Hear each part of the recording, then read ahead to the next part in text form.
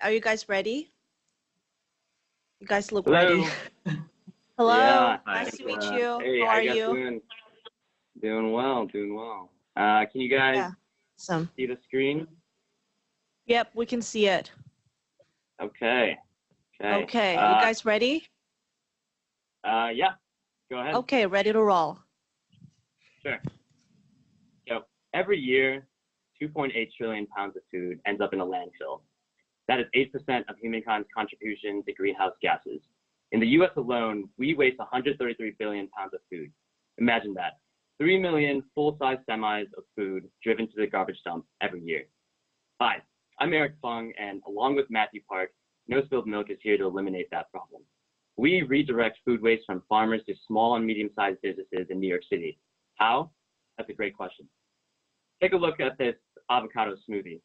Outside of being creamy and delicious, what's so special about it? This smoothie was made by one of our processing partners using wasted avocado from the New York Hunts Point market. Now, it's not only avocados that are wasted on a daily basis. Blueberries, strawberries, mangoes, and all sorts of fruits and vegetables go to the landfill every day. Just last week, the Hunts Point market dumped 44,000 pounds of these mangoes on a full-size garbage truck. Structured as a nonprofit, we take donations of non-aesthetically pleasing fruits and vegetables and ship this produce to juicers, smoothie makers, and other processors in New York City to process and sell to consumers. Our processing partners pay for shipping costs and our administrative fee, therefore paying for fruits and vegetables at the lowest cost they will ever receive from any merchant. One man's trash just became everyone's treasure. Speaking of treasure, our business model, I think, is a diamond in the rough. Our only core expenses are headcount, marketing, and insurance because we offload shipping and produce costs.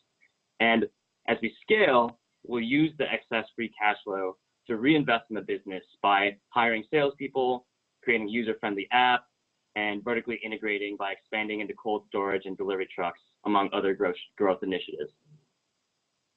Hunts Point, and look, we don't have any concern scaling from the supply side. The Hunts Point market is the largest produce market in the world. It feeds 9% of the US population and handles 210 million pallets of produce every year. My co-founder Matthew is one of 2,500 distributors in this market, and he literally grew up selling fruits and vegetables. Now, this network of distributors, in my mind, is one of our strongest competitive advantages. Now, the food waste market is ripe for innovation. In the first 10 months of 2018 alone, companies fighting food waste in the US attracted 125 million in venture capital and private equity funding. There's a lot of money in the market, but from a food waste perspective, the picture is bleaker. The world wastes $1 trillion of food every year. The US wastes $180 billion of food every year. And New York City, we estimate, wastes around $20 billion to $30 billion worth of food every year. That's money figuratively going down the drain, and that's a lot of low-hanging fruit ready for us to pick, which really brings us to our competition. As a nonprofit, we provide a tax-efficient alternative outlet for distributors to dispose of their food waste instead of taking a zero. And we're highly differentiated from our competitors. Status quo nonprofits such as City Harvest turn away non-aesthetically pleasing fruits and vegetables. For-profits such as Imperfect Produce have, in our minds, unprofitable business models. They have low margins. They're trying to profit off of inconsistent food waste, and they exacerbate the problem by providing a secondary market for farmers to sell food waste. It's essentially a for-profit model disguised as activism. At No Spilled Milk, we won't burn cash, and we'll eliminate food waste where no one else will venture. Looking at our timeline, we want to launch 3 pilots in the third quarter with a path to 10 processing partners by the end of the year. In the future, we'll address educational opportunities for lower income communities along with expansion into LA and Boston. In the near term, however, we intend to be responsible shepherds of your capital. With your investment, we will fund 3 pilots with 3 different partners, ironing out the kinks in the supply chain with a 1 to 3 week pilot. We'll use the capital to hire food inspectors, hire contractors to handle orders, buy liability insurance, install ERP systems to handle our purchase orders, really establish our supply chain. So in closing, we're not your traditional startup. Success will not be measured in dollars, but in really millions of pounds of food waste saved and lives impacted. Food waste has really been our society's spilled milk, so no more spilled milk. I'm looking forward to you joining us in this journey.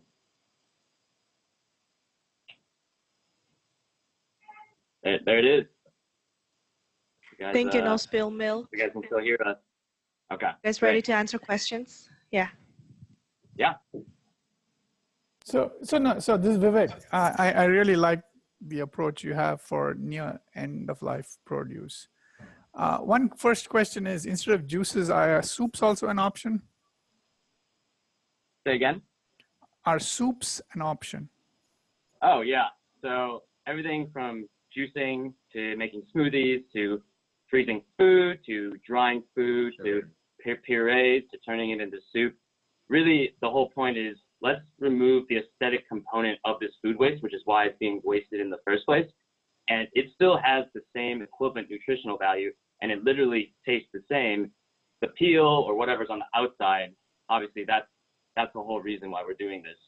No, because like smoothie is a discretionary thing. One normally thinks as a soup, as a more basic meal serving, right? So that was part of the reason to ask that. The other question is around, in the deck that was shared with us, there was a lot of discussion about food insecurity.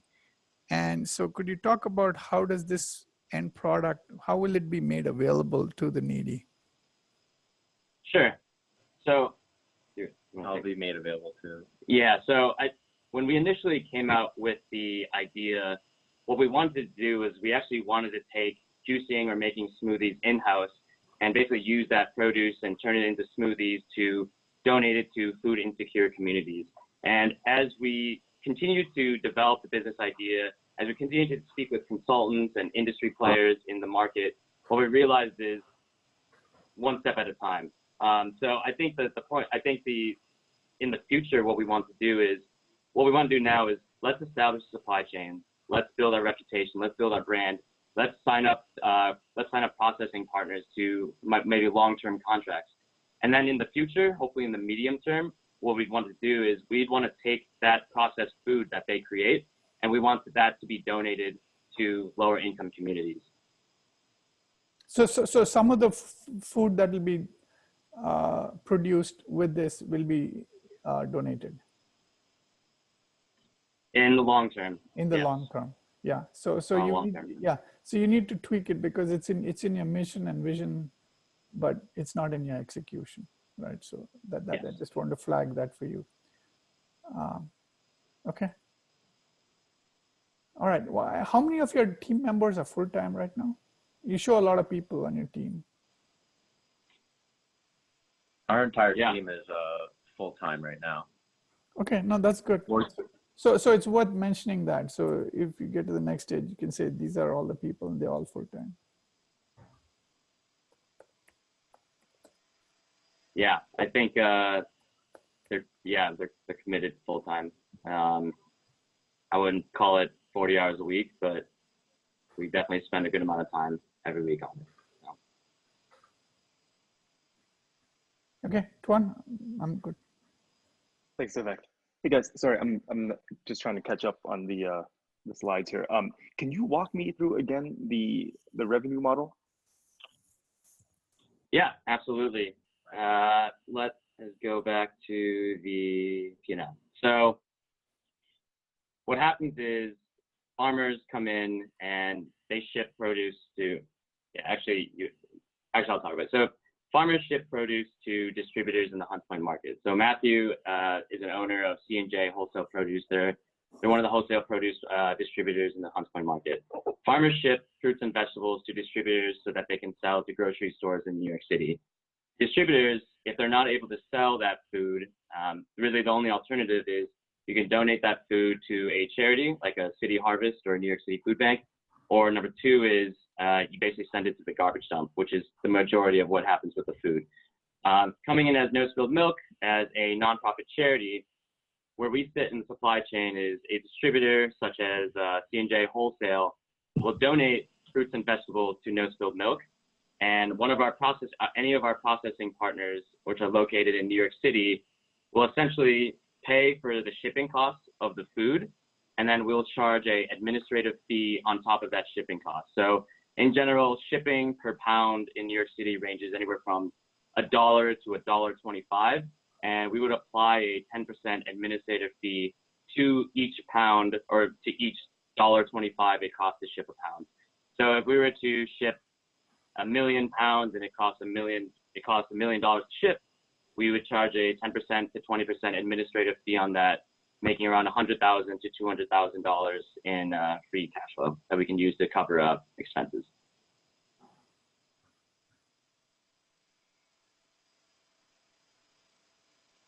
And the reason why it's more attractive than liquidating, liquidating your own food is that when you have to liquidate your own food, you have to charge a markup. You have to charge for shipping, you have to charge for markup, you have to charge for overhead, you have to charge for rent, you have to charge for all of these other for-profit, expenses that as a nonprofit we wouldn't have to think about, because we're offloading both the produce costs and we're offloading the shipping costs. Got it. And was it in the model? I can't remember. Was it in the model also when, let's say, a retail like Hawa, once they start selling some of the finished products, a certain percentage of that goes back? Does that go back to you, or does a percentage of that go back to you? No. So once Hawa they accept 100 apples. They're asking for mangoes all day. Yeah, they accept 500 mangoes like one day. What they do is they use the mangoes. They use it in their food. They use it to create a mango shake, and then they sell it to consumers. In the medium and all they pay to us is shipping costs. So that shipping cost to us, and it goes out the door back to a 3PL. And then the only extra fee that they pay for is that 10% to 15% that we talked about. Okay, so they keep whatever proceeds that from the sales, and then nothing goes back to the original distributor, in this case C&J, right? No. Okay, got it. Okay. Interesting. So I have one question. Yeah, what's the savings to people like Hawa Juice? How much are they saving, so that in case you want to make some change of business model in the future?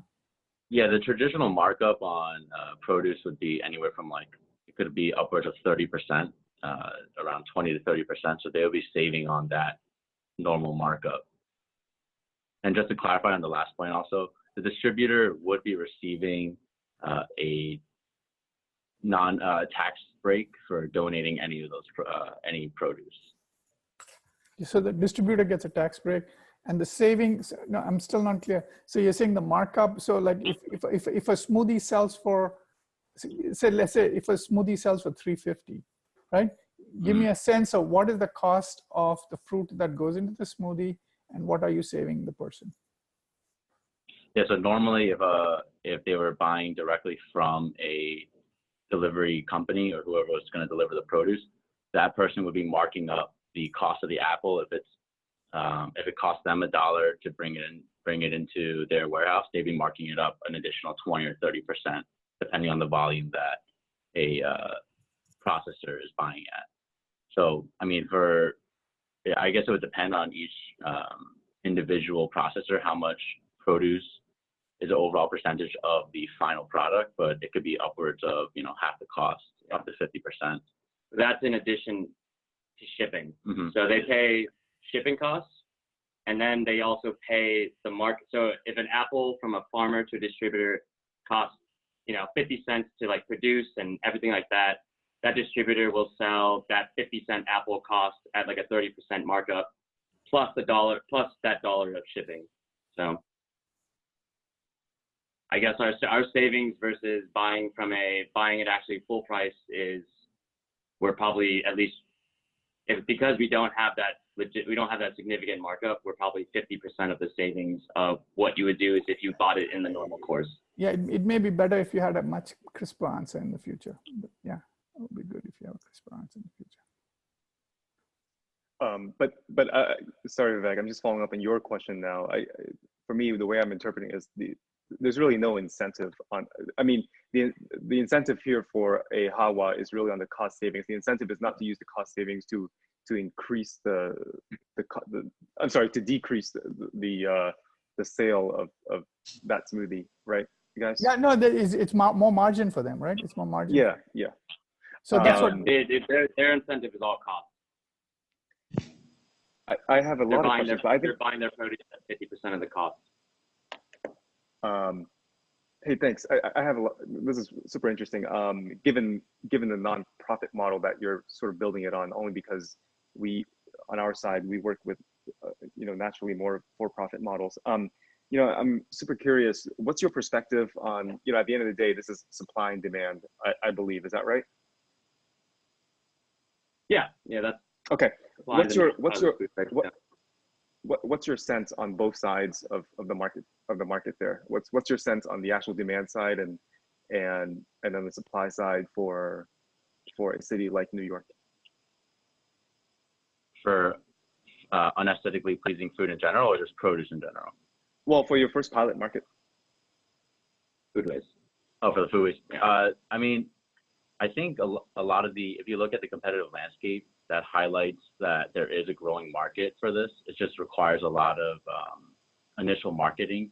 So if you look at Misfits Market or Imperfect Produce, or even if you look at a lot of supermarket chains, they're trying to create a secondary market for this unaesthetically pleasing fruit. If you look at your local supermarket, they might have a section for fruit that's misshapen and they sell at a discount, but that's still not tackling the actual core essence of the issue, and that's only tackling on a very small scale. I think there's a huge market for it. I mean, it's showing from all the investment that's going into the food waste industry as a whole. You're seeing a huge increase over even the last 5 years, and the generation of millennials are very, they find that where the food is coming from is a very important factor for them. And exactly, now how big organic has gotten, they're very concerned with the social aspect. Yeah. Got it. And on the demand side, go ahead. Sorry, go ahead. Yeah, go ahead. Yeah, demand side would be great. Yeah, sure. So on the demand side, just from all the, so far, smoothie makers and juiceries that we've spoken with, they want cheaper produce. Like, they're okay with that as long as, and then this is the issue that we ran into. So one, they want cheaper produce. When we first came out with our business idea, what we wanted them to do is, if we give you, or if we sell this food waste to you, you have to advertise for the issue, right? The issue is food waste, everyone is wasting food. But we ran into resistance on the demand side from these processors because they didn't want to advertise to their customers that they're using these bruised apples and bruised avocados or anything like that. So from a demand side, they do want cost-efficient produce. And I think what we did is we worked around that. We really worked around that issue of, okay, if we can't advertise for the problem, let's, again, like I said before, let's not skip 10 steps. Let's take it one step at a time. Let's serve a real vital purpose to these processors. And eventually, once we start gaining skill, once we start gaining really seller power over these processors, then we can start saying hey, you bought 200,000 pounds of food waste from us over the past year. We at least have 30 to 40 other processors. It's time for you to start playing a role and actually start advertising for us, building our brand, building our scale, continuing to bring, awareness to the issue. So demand side, they want cost-efficient produce. At right now, maybe they don't want to advertise it. Could you talk about the shelf life of the product? Yeah, so depending on the stage at which the produce is in, I mean, the shelf life could be anywhere from a few days to a few weeks. And it also depends on, obviously, which product it is. The shelf life of a berry is obviously much shorter than something like a hard squash. So they would need to definitely turn it around in a decently fast time, which is why our business model addresses the current issue that food banks are facing, where a lot of the food banks will turn away produce that is about to go bad in the next 3 days.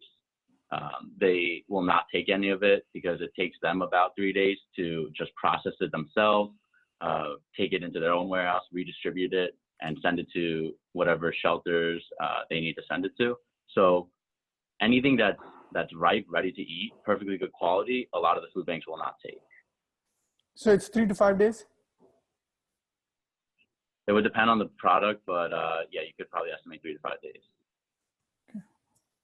Thank you. I think we're running out of time. So thank you again, No Spill Milk, and thank you, judges, for really in-depth questions.